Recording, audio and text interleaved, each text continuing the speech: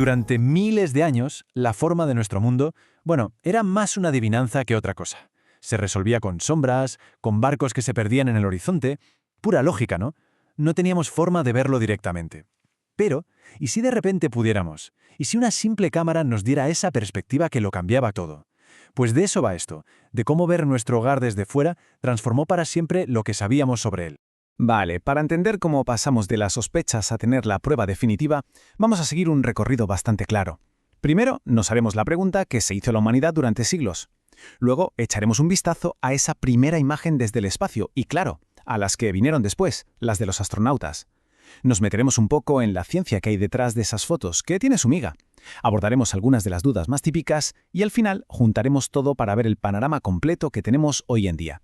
Vamos a empezar por el principio, con el problemón que tuvo en jaque a filósofos y científicos durante siglos. Es que, a ver, si miramos a nuestro alrededor, aquí a ras de suelo, el horizonte es una línea recta. Todo parece plano. Es lo que vemos. Entonces, la pregunta del millón era, ¿cómo demuestras que no lo es si no puedes, digamos, salir para echar un vistazo desde fuera? Y claro, esa pregunta nos obliga a ponernos en la piel de nuestros antepasados. Sin poder subirse a un cohete, las únicas pistas que tenían eran muy sutiles. Ya saben, lo típico, un barco que se aleja y ¡zas!, desaparece primero el casco, o la sombra de la Tierra en la Luna durante un eclipse, que siempre es redondita.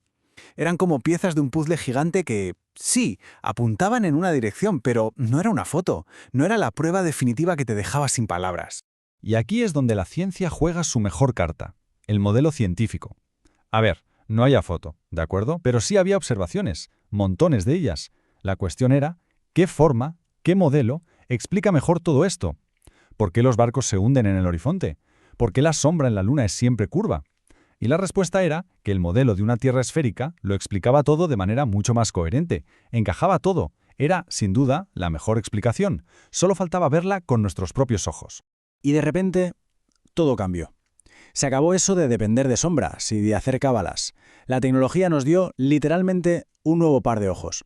Unos ojos que estaban a cientos de kilómetros de altura. Y ese fue el salto brutal que nos llevó de la teoría a la prueba irrefutable, a la imagen. Aquí tenemos, digamos, los primeros pasitos de nuestra visión cósmica. Empezamos en 1959 con la primera transmisión del Explorer 6, que era, bueno, bastante borrosa, la verdad. Pero luego llegaron los pesos pesados, la mítica salida de la Tierra del Apolo 8 y, cómo no, la alucinante canica azul del Apolo 17. Cada una de estas imágenes no es solo una foto, es un capítulo entero de la historia de cómo por primera vez nos vimos a nosotros mismos. Y aquí la tenemos, esa primera imagen. A ver, no es precisamente una foto en 4K, ¿verdad? Es cruda, sin pulir, tardó 40 minutos en transmitirse, pero su importancia es que es monumental, porque por primera vez en toda la historia no estábamos adivinando, estábamos viendo, aunque solo fuera un trocito borroso de nuestro planeta desde el espacio. Pero claro, los satélites y las máquinas cuentan solo una parte de la historia. La siguiente etapa metió en la ecuación el factor humano, porque los astronautas no solo fueron al espacio, se llevaron cámaras, sí, pero también sus propios ojos, sus propias perspectivas, y con eso crearon un archivo de imágenes que es gigantesco, pero también muy personal y sobre todo muy humano. Pensemos en la diferencia, que es enorme. Un satélite pues suele tener su órbita y su ángulo fijos, pero un astronauta en la estación espacial puede asomarse a la ventana cuando le apetezca, puede pillar la Tierra justo al amanecer o ver esas tormentas eléctricas que iluminan el planeta por la noche, puede sacar fotos desde ángulos que a ningún satélite se le ocurriría programar, y eso, claro, crea un archivo visual que es de una riqueza y una variedad espectaculares. Y es súper interesante ver cómo ha ido evolucionando la tecnología que usaban, ¿no? O sea, empezamos con las míticas Hasselblad de carrete en las misiones Apolo y hemos acabado con unas Nikon digitales en la estación espacial que tienen una resolución de escándalo. ¿Qué significa esto? Pues que la evidencia, la prueba visual, se ha vuelto cada vez más y más detallada, cada vez más irrefutable. Y ahora es cuando la cosa se pone de verdad fascinante. Porque en las fotos en sí lo que vemos es solo la punta del iceberg. La ciencia que hace falta para que esas fotos sean precisas, para que sirvan de algo, esa es la auténtica prueba oculta. A ver, una imagen en bruto, tal cual llega del espacio, no es como un mapa que colgamos en la pared. Para nada. Es más bien como si le sacáramos una foto a una pelota de baloncesto con un gran angular. Todo está distorsionado. Los continentes en los bordes se ven estiradísimos, las distancias se engañan. Esa imagen cruda es solo el punto de partida.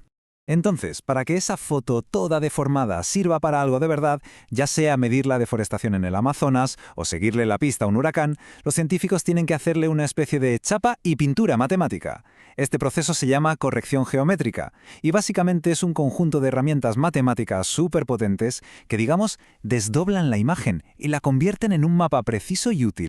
Y ojo, que este proceso es de una rigurosidad tremenda. No es a ojo. Lo primero es identificar puntos en la foto que sabemos exactamente dónde están en la realidad, como una ciudad o el pico de una montaña. Luego, con un montón de ecuaciones complejas, se calcula cómo encajar la foto distorsionada con un mapa real. A partir de ahí, se estira y se encoge la imagen entera hasta que cuadra, y se recolochan todos los píxeles. Y aquí está el quid de la cuestión, la prueba oculta de la que hablaba.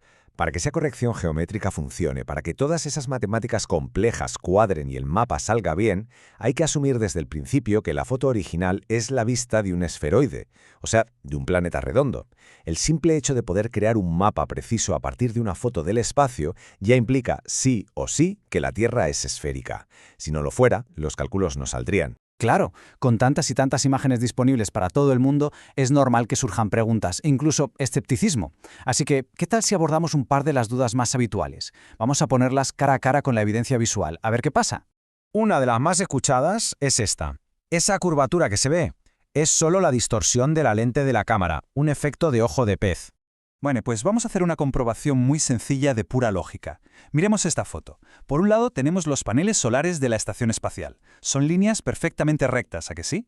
Y ahora, en la misma foto, con la misma cámara y la misma lente, miremos el horizonte de la Tierra. Ahí hay una curva clarísima y constante. A ver, una lente que distorsiona no es inteligente, no dice a esto lo curvo y a esto no. Distorsionaría todo por igual, incluyendo los paneles solares. La única conclusión lógica es que la cámara está fotografiando las cosas tal y como son. Y pasa algo parecido con el clásico ejemplo del barco en el horizonte. Hoy en día, con las cámaras con un zoom brutal que tenemos, se dice mucho que desmienten la curvatura. Pero no es así. Un buen zoom puede magnificar un objeto que está lejísimos, ¿vale? Pero no tiene superpoderes. No puede ver a través de un obstáculo físico, en este caso la propia curvatura del agua. Si el casco del barco ya se ha ocultado tras el horizonte, el zoom lo único que hará será mostrarnos una imagen más grande de lo que queda a la vista, los mástiles y la parte de arriba. Nada más. Bien, pues ahora vamos a juntar todas estas piezas del puzzle. Vamos a ver cuál es la imagen final, la prueba definitiva que se ha ido construyendo durante décadas. Y es que esta evidencia no es cosa de 4 gatos en un laboratorio oscuro. Estamos hablando de millones. Millones de científicos, ingenieros y especialistas en agencias espaciales, en universidades, en empresas privadas de todo el mundo. Gente cuyo trabajo diario, desde predecir el tiempo hasta hacer que el GPS del móvil funcione, depende de que estos datos y los modelos de una Tierra esférica sean precisos. Es la base sobre la que se construye muchísima de nuestra tecnología. Así que la conclusión es bastante clara. No estamos hablando de una foto aislada que podría ser un montaje. Estamos hablando de la suma de todo, de una evolución histórica, desde esas primeras imágenes granuladas hasta millones de fotos en alta resolución, de un catálogo inmenso hecho por cientos de astronautas de un montón de países, de la ciencia que hay detrás que necesita un modelo esférico para funcionar y de las pruebas visuales que desmontan las dudas más comunes. Es el peso acumulado de todo esto lo que forma una evidencia, bueno, definitiva. Al final, todo se reduce a algo tan simple y a la vez tan revolucionario como poder mirar nuestro hogar desde fuera. Ese simple cambio de perspectiva zanjó un debate de milenios y lo convirtió en una certeza visual, en algo que podíamos ver. Y claro, esto nos deja con una pregunta flotando en el aire, ¿no? Si esta perspectiva cambió de una forma tan radical como nos veíamos, ¿cuál será la siguiente gran perspectiva que nos haga replanteárnoslo todo de nuevo?